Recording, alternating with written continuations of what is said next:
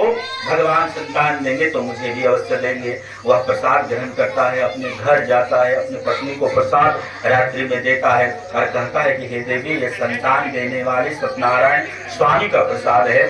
जिस दिन हमारे आंगन में संतान का सुख प्राप्त होगा उस दिन मैं श्री सत्यनारायण भगवान का व्रत करूंगा। भगवान की माया से, भगवान के आशीर्वाद से उनकी पत्नी उसी रात्रि में गर्भवती होती है और उनके यहाँ एक सुंदर कन्या का जन्म होता है। वह कन्या इस तरह बढ़ने लगती है जैसे शुक्ल पक्ष का चंद्रमा बढ़ता हो। कन्या का नाम कलावती रखा जाता है। तब लीलावती मीठे शब्दों में अपने पति से कहती है कि हे स्वामी, हे स्वामी, आपने जो सत्यनारायण भगवान का व्रत करने को कहा था वह आप क्यों नहीं करते हैं। तब साधु कहता है कि हे देवी, मेरी कन्या अब बड़ी हो गई है, विवाह की योग्य हो गई है भगवान की माया से। इसके लिए योग्य घर, योग्य वर भगवान जिस दिन देंगे, बेटी के मंडप में ही सत्यनारायण जी का पूजन करेंगे।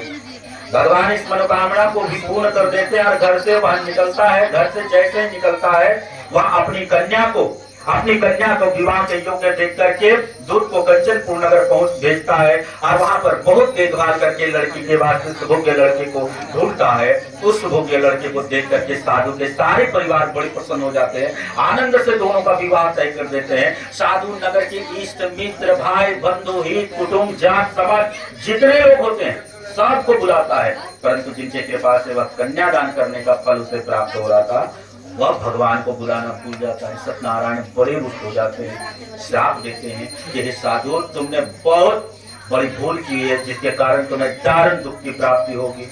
काम में कुशल साधु बनिया जमाता से कुछ दिनों के बाद रत्नापुर नगर में पहुंच करके व्यापार करने लगता है और जब वहां पहुंचता है तो भगवान की श्राप के कारण उस राजा का धन चुरा करके दो चोर भागते धन को वहीं चुपचाप रख देते हैं जहाँ पर वह दोनों ससुर जमाए ठहरे होते हैं। राजा का धन रखा हुआ देख करके दोनों को बंदी बना करके ले जाते हैं और ले जा करके उन दोनों को कठिन कारावास में डाल देने की आज्ञा देते हैं। इस श्राप के द्वारा उनकी पत्नी भी घर पर बड़ी दुखी हुई है। घर पर जो भी धन रखा हुआ था उसे चोर चुरा करके ले जाते हैं। शारीरिक और मानसिक पीड़ा से अन्न की चिंता में कलावती, लीलावती दोनों माँ बेटियां घर घर घूमने लगती है और एक दिन उसकी कन्या दूसरे गांव भिक्षा मांगते हुए चली जाती है।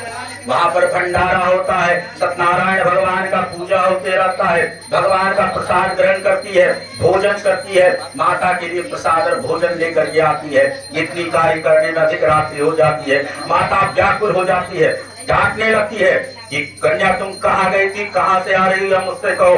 तब वह कन्या कहती है कि माता, आज प्रातः काल से मैं सब जगह घूमी, कहीं भी मुझे कुछ नहीं मिला। यही कारण है कि मैं यहाँ पर पूजन हो रहा था, प्रसाद ग्रहण कर रही थी, वहां से मैं तुम्हारे लिए भोजन प्रसाद लेके आ रही हूँ। माता ने जैसे ही सुना भगवान का प्रसाद अपने मस्तक से लगाती है और क्षमा मांगती है और प्रार्थना करती है कि हे प्रभु, मुझसे और मेरे पति से बहुत बड़ी भूल हुई है, प्रभु क्षमा कर दे। और महान दुख होकर के रोते हुए कहती है कि हे प्रभु, मेरे पति और दामाद शीघ्र घर आ जाए प्रभु और हम सबों का अपराध क्षमा कर दीजिए प्रभु। मैं आपकी ही प्रसाद से आपकी पूजन कर रही हूँ। भगवान इस पूजा से इतने प्रसन्न होते हैं कि राजा चंद्रकेतु को स्वप्न में दर्शन दे करके कहते हैं कि हे राजन, दोनों वैश्यों को प्रातः छोड़ दो, उनका जो भी तुमने धन ग्रहण किया है वह सब दे दो, नहीं तो तुम्हारा सब कुछ नष्ट कर दूंगा।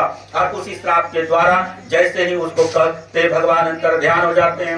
राजा का स्वप्न टूटता है, दौड़ते गिरते भागते उस जगह पर पहुंचता है, दोनों को स्वयं कैद से मुक्त करवाता है, सभा में लाता है, नए नए वस्त्राभूषण पहनाता है, जितना धन लेता है उससे चौगुना धन दे करके दोनों को वह विदा करता है और हाथ जोड़ करके प्रणाम करता है कि हे राजन, हे साधु, मुझसे बहुत बड़ी भूल हुई है, आप दोनों निर्दोष हैं, आप अपने घर को जा सकते हैं। दोनों राजा को नमस्कार करके अपने घर को चल देते हैं। इति श्री सत्यनारायण, प्रेम से बोलिए सत्यनारायण भगवान की। वहीं पे चढ़ा दीजिए।